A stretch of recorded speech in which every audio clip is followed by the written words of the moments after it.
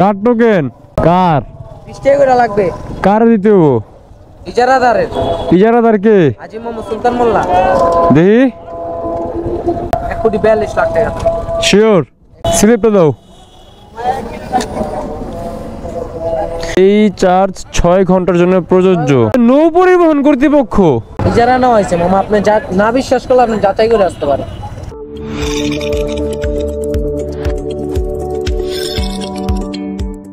ভাবছিলাম একটু সারিঘাট যাই, সারিঘাট যাই একটু ঘুরে আসি, কিন্তু মুড চেঞ্জ হয়ে গেল।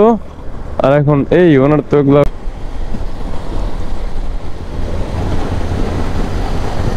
বড় ভাই, আপনার ব্যাগগুলো ঘষা খায় ঘষা খায়। এই যে একটা সুন্দর, ওফ ওফ, আর কি চাই লাইফে, আমি আর কি চাই?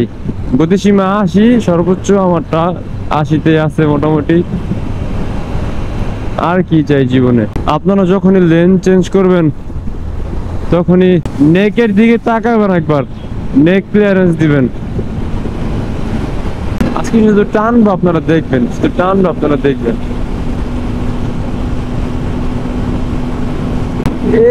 হে লাইফে আর কি চাই? এই যে একটা শান্তি, এই যে একটা মজা, এইটা কোনো জায়গায় নাই। আচ্ছা, আমি একটু থাইমা আমার কোমরটারে ঠিক করি।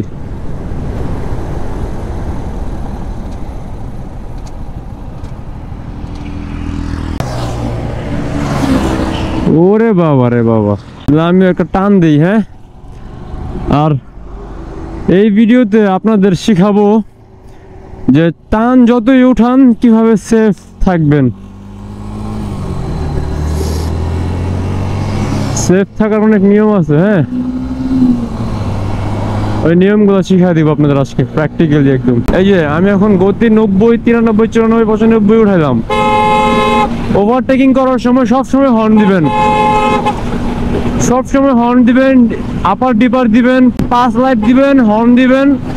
রাতের বেলা পাস লাইট দিবেন, দিনের বেলা আপনারা হর্ন দিবেন। এটা হচ্ছে একদম মূল কথা, প্রথম কথা। তারপরে যখনই দেখবেন সামনে অনেকগুলো গাড়ি, তখন আপনি আপনার গতি রিডিউস করবেন। এখন সামনে যেহেতু বাইকগুলো আছে, ওগুলো দেখতে মনে হইতে পারে যে জায়গায় অনেক খালি আছে, কিন্তু ছাপড়ি দিয়া ভরা বাংলাদেশটা, আপনারা চাইলেও পারবেন না। তখন যে হয় কি দেখছেন, লেন চেঞ্জ করে হুট হাট করে। এখন আমি যে লেন চেঞ্জ করবো, আমার পিছনে তো গাড়ি থাকতে পারে। এখন এত স্পিডের মধ্যে থাকা অবস্থায় আপনি কিভাবে বুঝবেন যে ডান বাই কেউ আছে কিনা? যার কারণে আপনার করে নেক ক্লিয়ারেন্স দিবেন, এভাবে একবার নেক ক্লিয়ারেন্স বা সাইড ক্লিয়ারেন্স যেটাকে বলে একবার করবেন। বাতাসে আমার লুকিং গ্লাস ঘুরে যায়। আমার সামনে আব্দুল্লাহপুর ব্রিজ, ওইখানে আর্মিদের চেকপোস্ট আছে। আর আমার ধরলে আমি আজকে পুরো কট, আজকে আমি সাথে কিছু আনতে পারিনি, ভুলে গেছি কাগজপত্র আনতে। এই যে এই জায়গাটা কর্নারিং যখন করবেন, অর্ধেক মাজা এক সাইডে নিয়ে নেবেন, তারপরে কর্নারিং।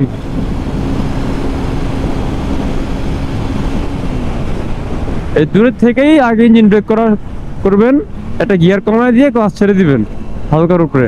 আমাদের তো স্লিপার ক্লাস নাই, যার কারণে আমরা পারি না। তো আগে ভাগেই দূর থেকে একটু ক্লাস ছেড়ে দিবেন, একটা গিয়ার কমায়, গাড়ি দেখবেন ধীরে ধীরে গতি আপনার কন্ট্রোলে আসবে, আপনার নিয়ন্ত্রণে চলে আসবে। চলেন এখন আমরা টোল দিয়ে আমরা ভাগলপুর যাই।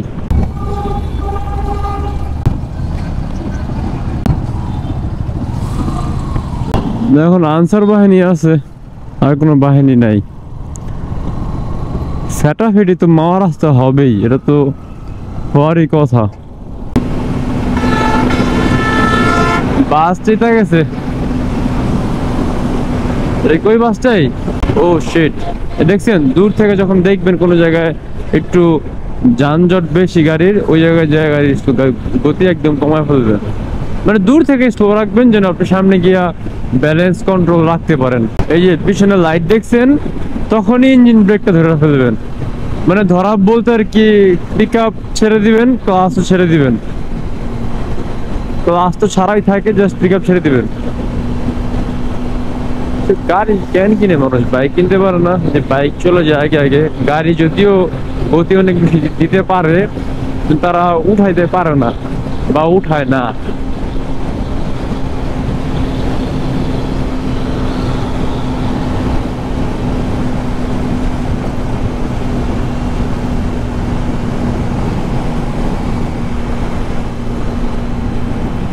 বাসের গতি কমানো অনেক, সামনে অনেক কম দেখতেছি, ভিজিবিলিটি অনেক কম।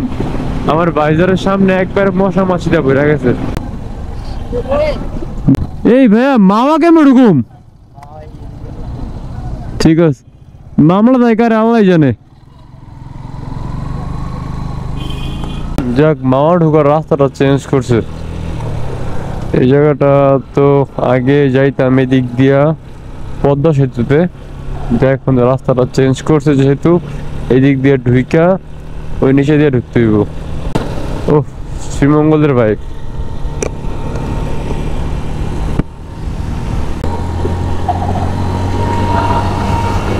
এইসব রাস্তাগুলা রাত্রের বেলা একটু ভয়ানক। এই সাইডটা না, যদিও অন্য সাইডগুলা এমন সুনসান এরিয়া, বাইপাস পথ, এগুলো থেকে সাবধান। ও এই যে পদ্মা সেতু দিয়ে এইখানে রেলওয়ে, মামা কেমনে ঢুকুম, অনেক শীত লাগতেছে অনেক। আমরা অলমোস্ট মামার পথে, মাঝখানে একটু ঘুরে আসছিলাম গ্রিন লিফে, ওইখানটায় গিয়া দেখলাম মানুষের মাথা মানুষ খায়, খাবার কেউই খায় না। পিকচার্স ভিডিওস আমিও করছি, আমিও তুলছি, কিন্তু আমি আবার এগুলা আপলোড করি না। এখন একটা জিনিস আমার দেখার আছে, সেটা হচ্ছে এখানে আগে বাইক থেকে 10 টাকা করে নিত, আজকেও 10 টাকা করে চাইবো, এটা আমার যতটুকু ধারণা। আর তখনই হবে একটা দ্বন্দ্ব। ওই সামনেই সিটি কর্পোরেশনের এটা সেটা নৌবাহিনী বইলা একটা না ভিডিও ভাইরাল হয়েছিল, দেখছিলেন আপনারা? গাড়ির মধ্যে বৈশা যাচ্ছি আমি মামা ঘাটের দিকে। হিলসা প্রজেক্টটা দেখবো আজকে, ভিতরে খাবারের মান নির্ণয় করব, মন চাইলে খাবো, না মন চাইলে বাহিরে গিয়ে মামারটায় খাবো। হিলসা প্রজেক্ট,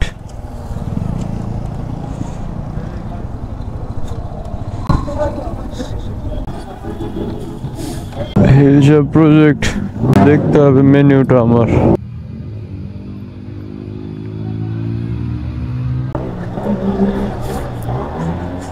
আসসালামু আলাইকুম। Mirchi beef with garlic, beef ভুনা, এগুলো তো খাওয়ার জন্য আসি নেই, আসছে হচ্ছে ইলিশ খাওয়ার জন্য।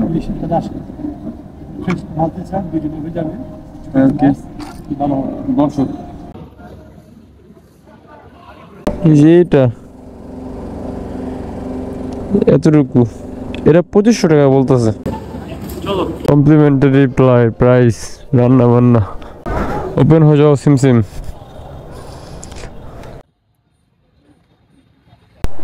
হিলসা প্রজেক্টের রিজিকে আমার খাবার জুটলো না।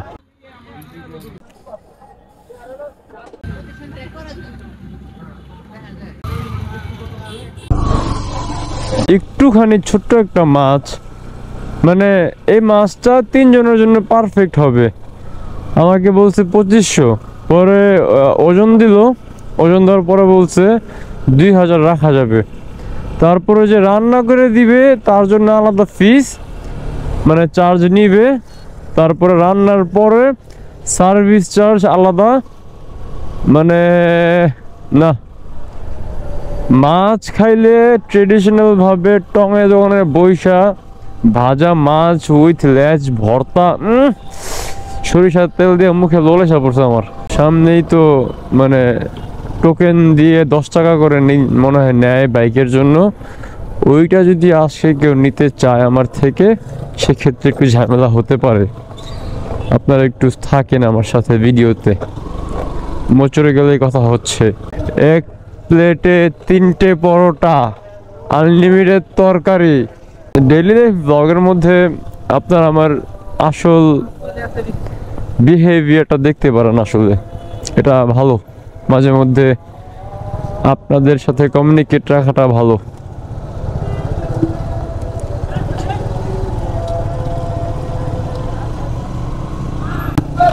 ভাইয়া কার টোকেন? হ্যাঁ কার 20 টাকা করে লাগবে। কার দিতে হবো? ইজারাদারের ইজারাদার কে? হাজী মোহাম্মদ সুলতান মোল্লা। দেখি ইজারা কি ওনার? না এটা বিরাবতী ইজারা না হয়েছে। এই যে অফিস 1,42,00,000 টাকা। শিওর? একদম শিওর ভাই, আপনি যাচাই বাছাই করতে পারেন, সমস্যা নাই।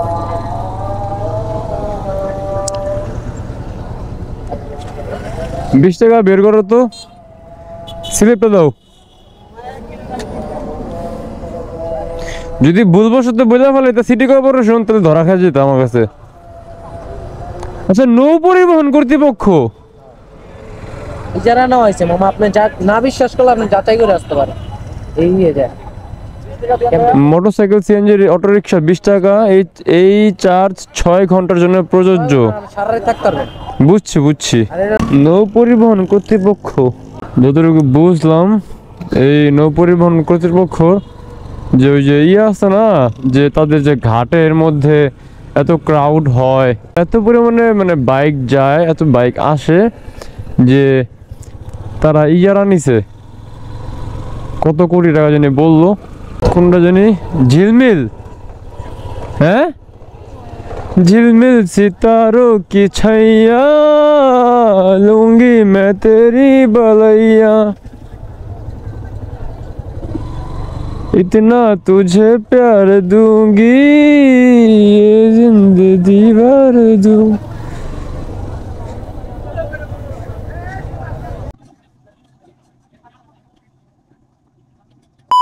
যাক, খাওয়া দাওয়া শেষ করলাম, তারপর একটু চা খাইলাম, মালাই চা। তারপর একটু পদ্মা ব্রিজের লাইটগুলো দেখলাম একটা নতুন রেস্টুরেন্ট হয়েছে পানির উপরে, ওইটা দেখলাম। ওই যে চৌরঙ্গিতে একটা পার্ক আছে না, চৌরঙ্গি পার্ক, ওই পার্কের মতো একটা হয়েছে। আর এখানে লিগ্যালভাবেই দেখলাম যে ইজারাদারের টোকেন দিয়ে টাকা নেওয়া হচ্ছে, চাঁদা নেক। তো থাকেন আজকে, তাহলে ভিডিও আজকে এই পর্যন্তই। আল্লাহ হাফিজ, আসসালামু আলাইকুম।